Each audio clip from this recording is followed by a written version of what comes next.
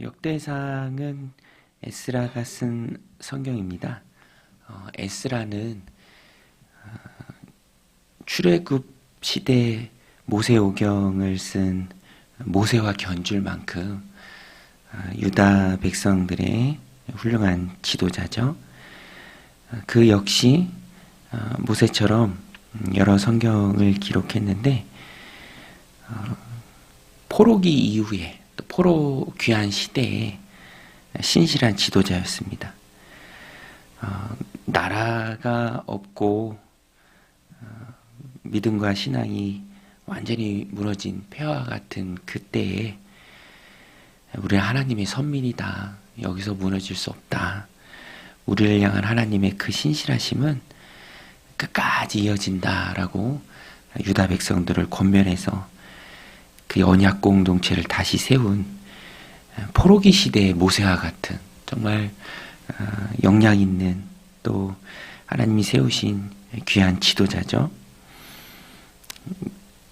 그는 유다 백성들의 정체성을 다시 잘 심어주기 위해서 하나님 나라 언약 공동체의 그 신실하신 하나님의 역사를 족보 형태로 쭉 기술합니다. 그래서 우리가 읽을 때 역대상 1장부터 거의 9장까지 계속 족보가 나와요. 우리들이 볼 때는 되게 어렵다. 의미 없는 거 아닌가 이렇게 막 느껴질 만큼 족보가 계속 이어지지만 사실 뿌리죠. 나라가 없어지고 그 정체성이 다 흩어진 유다 민족들에게 하나님으로부터 시작된 하나님 나라의 역사, 이 족보는 너무너무 귀한 것입니다. 우리도 그 마음을 가지고 함께 읽어 나가야 합니다. 특별히 오늘 본문에 보면은 하나님의 그 신실하심의 역사가 얼만큼 이 족보를 통해서 나타났는가, 특별히 다윗과의 언약을 하나님이 얼마나 신실하게 지키시는가. 열왕기 상하와 비슷하지만 이스라엘 역사는 역대기에는 나오지 않습니다. 역사적 정통성은 유다 백성들 향해 흐르죠. 그래서 역대상하는 유다의 역사가 기록되어 있습니다. 그리고 유다가 멸망한 후에도 하나님의 역사가 끊기지 않고 신실하게 신약까지 이어지고 또 아브라함과 다윗의 자손인 예수 그리스도에게까지 신실하게 이어지는 모습을 잘 보여주는데요. 오늘 말씀 15절에도 보면 요시야 왕이 나오죠. 요시야 왕. 굉장히 나라가 혼란스러운 시기입니다. 요시야 왕 자체는 하나님 앞에 신실했지만 금방 죽어요. 그리고 그 아들들 또 아들의 아들이 이렇게 다스리는 한 4대 정도의 왕이 나오는데 그때부터는 다 꼭두각시 왕입니다. 나라가 멸망되는 그런 시기죠. 그렇지만 그런 환경 속에서도 하나님의 언약은 신실하게 이어지고요. 심지어는 BC 586년에 유다가 바벨론에 의해서 멸망한 이후에도 하나님의 신실하심은 이어집니다. 나라는 망해도 하나님의 신실하심은 끊이지 않아요. 그래서 오늘 본문에 보면 요시야의 아들들 또 사로잡혀간 요야긴 그의 모습 또 이후에 이어지는 모습까지 나옵니다.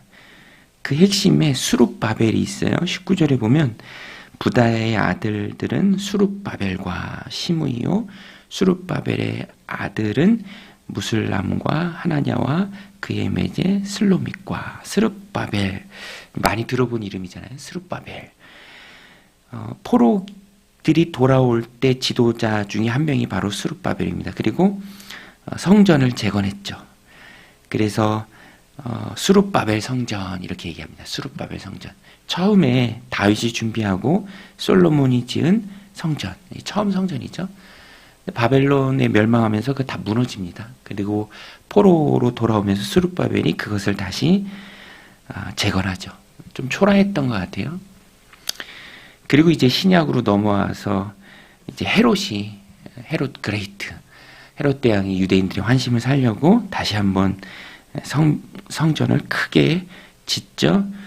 그거 역시 로마에 의해서 다 무너지고 지금은 예루살렘에 가면 그 벽 하나 남아있죠. 통곡의 벽.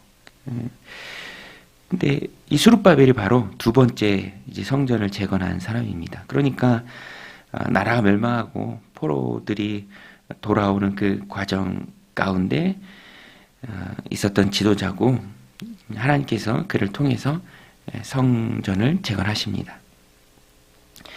그 이후로도 하나님 나라의 역사가 쭉 이어지죠. 신약으로 구속사로 쭉 이어집니다. 그래서 오늘 본문을 봐서 우리가 알아야 할 것은, 깨달아야 할 것은 하나님께서 다윗과의 언약을 기억하시고 바벨론 포로기 이후에도 그 계보를 신실하게 지켜나가신다라는 것을 우리가 깨달을 수 있습니다. 단순한 족보가 아니라 이 족보를 통해서 우리가 알 수 있는 것은 하나님은 신실하시다.